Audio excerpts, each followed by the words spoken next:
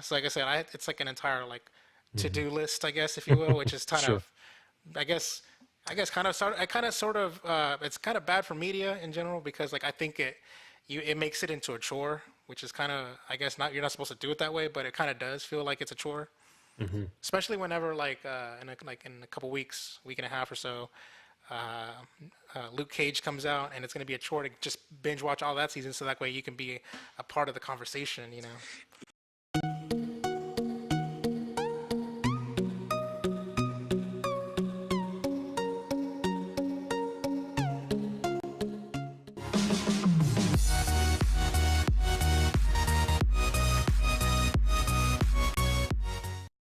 All right, so now let's pivot and let's talk about now that we done dissecting what I've been watching and playing.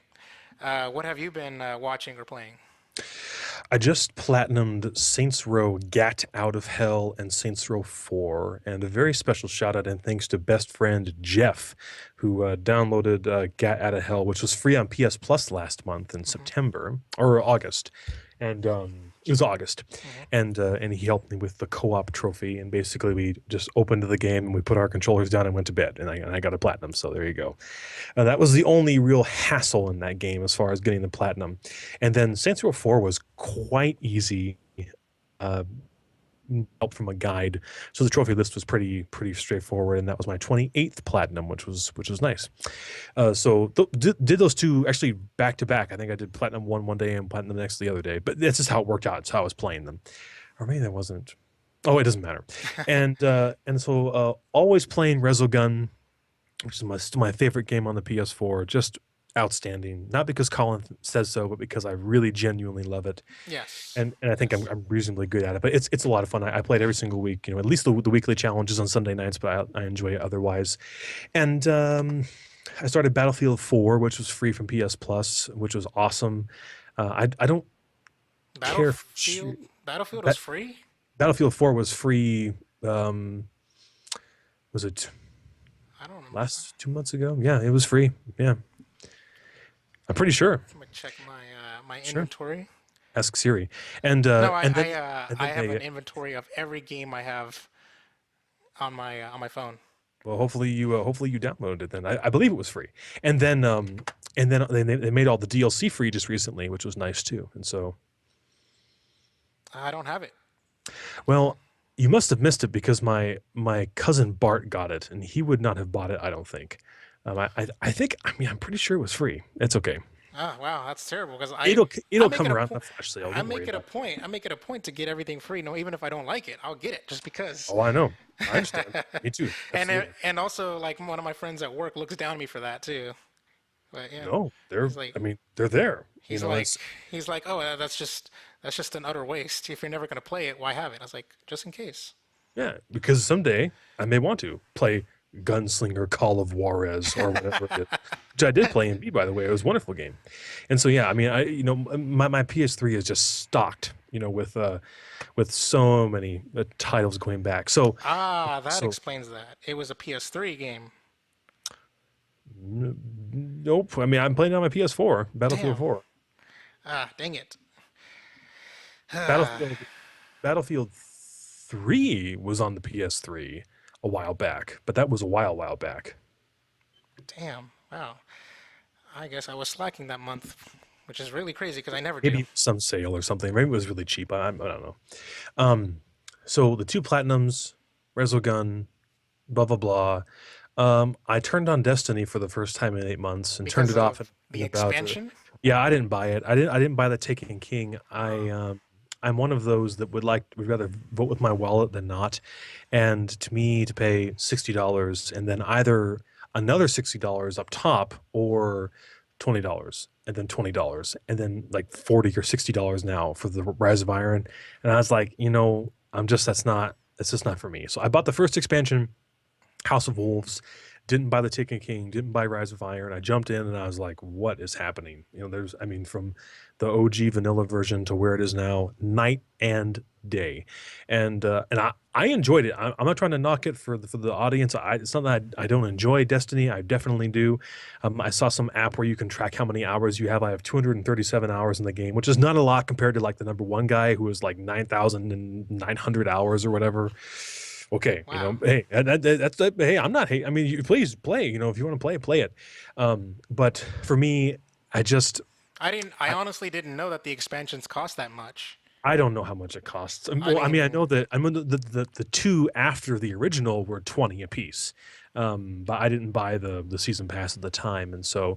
But now is a great time to get into Destiny because you can buy the Rise of Iron, which gives you all of it. vanilla, vanilla House of Wolves, Taken King, and the Rise of Iron. Boom, and then you're all caught up if you want to. Um, and so, but I just jumped back in real quick. What else? Um, I have The Walking Dead Michonne from Telltale on my bar on my PS4, but I haven't played it yet. And I just started watching TV, the sixth season of The Walking Dead, which kind of got me thinking, oh, I have Oh, that game still. It's only 3 episodes, like it was a one-off they did, well, a three-off, I yeah, guess, but yeah, but you know what I mean. yeah. And so no platinum, but still, just it would be fun to play it. I'm definitely excited for Batman Telltale, but I'll wait until the whole thing comes out. Because I just do not want to wait because it looks so good. The new engine's in place. It looks so Oh, they smooth. finally made a new engine.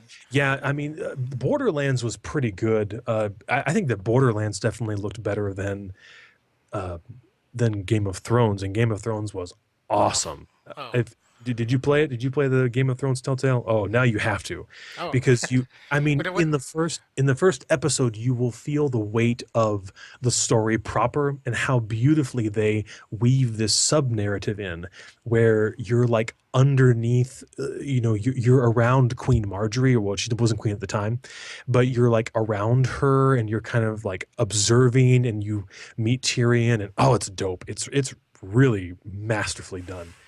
Um, do not delay, and it's all there, and it's a great platinum. What season does it take place in? Like what? Four, I think, Oh, somewhere in there. Three, between three and five, somewhere in there. Um, I thought that game did have engine problems though on certain. it wasn't bad for me. I didn't mind. I mean, it's not perfect, and yeah, like a couple times the guy's arm will go through his head or whatever, and you just deal with it. But it's, I mean, come on, it's what are you gonna throw your PS4 into the pool because it's one like little frame glitch? Come on. But I didn't have like engine braking problems on the PS4 with any of the Telltale games. Now that being said, I think that Borderlands looked better because it was already cell shaded. Like that was the art style for Borderlands, and so I think that Telltale is like, we kind of already do that, and now they could use that to their advantage. But from what I've seen of Batman, I've tried to watch very little bit from the trailers. It looks like they've really gone up a notch in fidelity, and so I'm looking forward to that. Desperately want to get the Witcher 3 Game of the Year edition, and as soon as the Witcher 3 came out, and CD Projekt Red said, this is the plan for the DLC. I knew. I said, just wait. The Game of the Year edition will come, because then it won like, I don't know, however many hundreds of awards at E3 that year, and then over the course of the year, I was like, the Game of the Year edition will come. Oh, it'll never come. It'll be whenever from now, and then boom, there it is. So instead of having to pay, it would have been $80 or $100 at the time for the game and the season pass. I'll pay 50 now and get the whole thing, and with all the updates and all the patches and all the hot fixes, and then I can just go off and enjoy. So I'm looking Nice. forward to that. Of course, that's why I'm looking forward to playing it. I'm playing right now. I started my third watch through my third viewing of Mad Men. I've Um, never seen it. oh man, you gotta stop everything right now. Oh my God. Every I'm I'm yes. canceling. I'm canceling the call right now. We gotta Okay. go. It's not for everyone, and I would not blame you if you got like 3 or 4 episodes in and you were like, "What was he thinking?" No, Uh, actually, I do want to watch it. Like there are just so many shows to watch that like like we again, said before, yeah, I'm yeah, still I'm still during my binge watch of House of Cards, and then after that is it's gonna yeah. be on to the next thing. And honestly, it's Summertime is already over, and summertime is when I binge watch stuff. Like, Hmm. because no school and networks are on hiatus for their shows in the Hmm. fall and in the spring. So You know, it's like House of Cards is like the last sure. stop because right now it's already cutting into my premieres that are happening. Agents of Shield is back and things like that. So Um, yeah, well, I would still urge you to put it on the list. And in fact, along the very same lines, my in-laws were here today visiting. My daughter turned 3. Well, she turns 3 on Monday, but today was like the her, birthday day or whatever. yeah. And so happy birthday, Hannah. And my mother-in-law was telling me that she just like flew through The Sopranos, and I haven't watched an episode of it. Oh And she's like, Eric, you gotta do it. And I was like, okay. It's one of those things that's like out there on the list, and we'll get to eventually. yes, It's ditto. it's hard. It's hard when you finish like a big fat series, and you're like, oh, this is how you'll feel after House of Cards. I promise.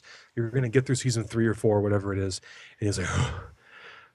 And then you'll look at your list or your watch list or playlist or whatever, and you're like, damn it, I can't do another show because you've gone through years of production in a month, and then you're like, I just can't do another TV show.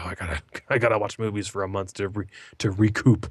And so I know that's how I'm gonna feel after I watch through Mad Men for the third time, is that I'm going to get to the end and it's so emotional and the whole journey is unbelievable. It's so powerful. And then I'm going to be like, well, off to watch 8 episodes or 8 seasons of The Sopranos, which is this other like, landmark flagpole, And series then that after that, The Wire, and then I tried. The Wire. I couldn't. yeah, It wasn't, I mean, I appreciate what it is. My wife likes it a lot, but I was like, it's just not for me. And so, but I mean, it was dope, but I was like, nope. Same with The West Wing. It is so well written. Sorkin just so sharp, but in the end, like all the political banter, and I was like, nah, I phased out, and and that's then okay. after that, like I just going on this tangent of just shows that are on the list. Like I have to then power through Big Bang Theory. So Okay, yeah, sure, never. sure. I liked it.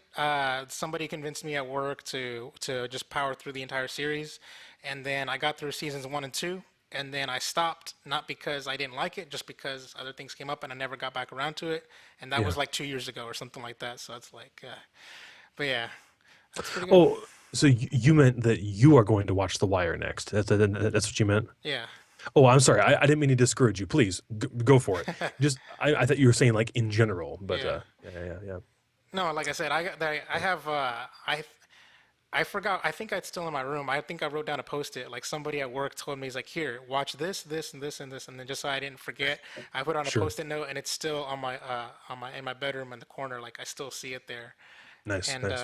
yeah, so like I said, it's like an entire like Hmm. to-do list, I guess, if you will, which is kind Sure. of, I guess, it's kind of bad for media in general because like I think it makes it into a chore, which is kind of, I guess, not you're not supposed to do it that way, but it kind of does feel like it's a chore, Hmm. especially whenever in a couple weeks, week and a half or so, uh, Luke Cage comes out, and it's going to be a chore to just binge watch all that season, so that way you can be a part of the conversation.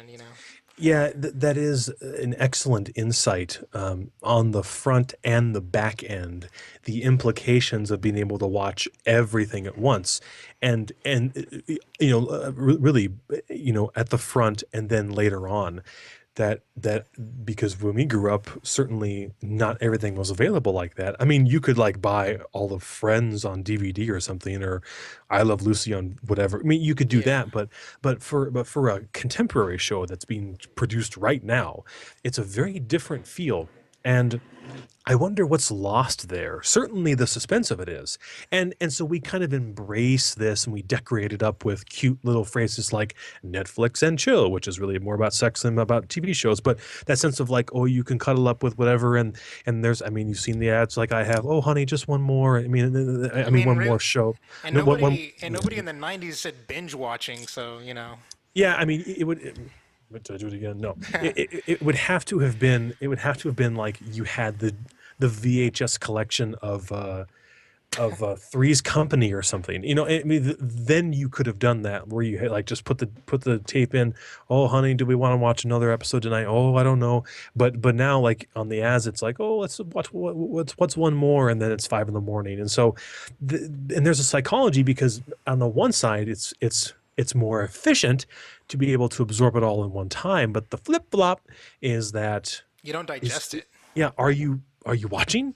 Are you just fucking on your phone the whole time? I mean, I know for me that's how it is. Like I'm watching and I'm enjoying, but like I mean, half the time I'm just looking. Like right now, I'm just like, oh, beep, bop, boop, boop, boop. I'm looking at text messages, and then someone just texts me about the podcast, and so I mean, I'm not really focused in. And when I'm already watching like 4 episodes at once, and then after the fact, when you go back and you watch like a House of Cards, again, is it really exciting? Because the hype is long gone until the new season comes out, and it's good. Like my mother-in-law with The Sopranos, like I know it's good, but no one's talking about it. The show might as well not have existed, really, except that it does, and I can go access it. And so there's a very interesting kind of a psychology or like a sociological aspect to that, of how we take media in now. Not saying it's bad, because we win. The consumer definitely wins, but I think it's kind of what I mentioned before about that season 6 finale, those 2 episodes from Game of Thrones. Like, I really need to go back and see it again, even though I was waiting week to week to week to watch it. Like, it was just so intense. Like, you need to go back and absorb that all over again. But I definitely feel the same way that you do, where with The Sopranos especially, I know how long it is and I know how great it's supposed to be, but I'm like, oh, it's a long show. And I'm sure I'm going to really enjoy it, but I feel that way, like it's a chore. Whereas I know I love Mad Men. It's maybe one of my like very like top 3 or 5 TV shows ever. So like I'm glad to watch it again for a third time. I see new things I never saw before. But this new thing, and they say it's really great, and the hype is big, kind of. It was 4 years ago, and I'm supposed to like it, and I don't know. I don't know. And ironically, it is exactly the same with video games. When it all hits, my wife, she was awesome. She pre-ordered Uncharted 4 for me for my birthday. Uh-huh. So she said that so that you can have it when it comes out and you can play it and with your friends, and because I really don't buy games that launch very often, if ever. Not only because it seems like there are so many bugs and issues with the titles, unfortunately, but also because I don't give a shit if I'm part of the conversation or not. I mean, like I because I can get on Twitch and watch someone play and enjoy that, and then I can look at my phone the whole time and eat popcorn and not have to play the game at all. But I can still be part of the conversation, because I can go over to the kind of funny Facebook group and say, hey, wasn't that great when that thing exploded, and beep bop boop boop boop. So uh, I feel the same thing is there with games, where you can be as into it as you want, but then like someone today, I'm sure somewhere in the world, it just bought Child of Light off the PSN store, and they're playing it, and they're like, look at this game, it's unbelievable. But no one is there to be excited with them, because the hype is so long gone, even though it's a masterpiece of a game. It's unbelievable. And so it's great that they can go back and enjoy it, but you have to be satisfied with enjoying it on your own, you know. And certainly you can share with others and be like, oh my gosh, I'm playing Child of Light and it's unbelievable, and they're like, oh yeah, 2009 was a great year for games, or whenever it came out. But you know what I Yeah, mean. yeah. Yeah. That's very interesting. Uh, Anyway, I rambled real good. I'm no, almost no, out of, no. so I better slow down. You definitely verbalized a lot of things that I was internalizing. Hmm. It's especially putting things into perspective. I've never, for the most part, like every time when I'm watching something or whatever, I always go to somebody and seek them out to just gush over it. Especially like with House of Cards, like and Game of Thrones. There's these 2 coworkers that I talk to about it, because I'm watching it, and I'm going up to them. It's like, dude, I'm on like episode 3 of season 3, and oh Yeah. my god, things got crazy. So and so happened, and they're like, yeah, yeah, and then they're like, that's pretty much it. It's like you just Yep. haven't you Yep. haven't seen anything yet. That's pretty much all it is. It was always the same Yep. thing. Yep. Yep. Yep. Yep. Yep. Yeah, and I try to get information out of them too, which is like I guess to my own detriment, but yeah. Sure.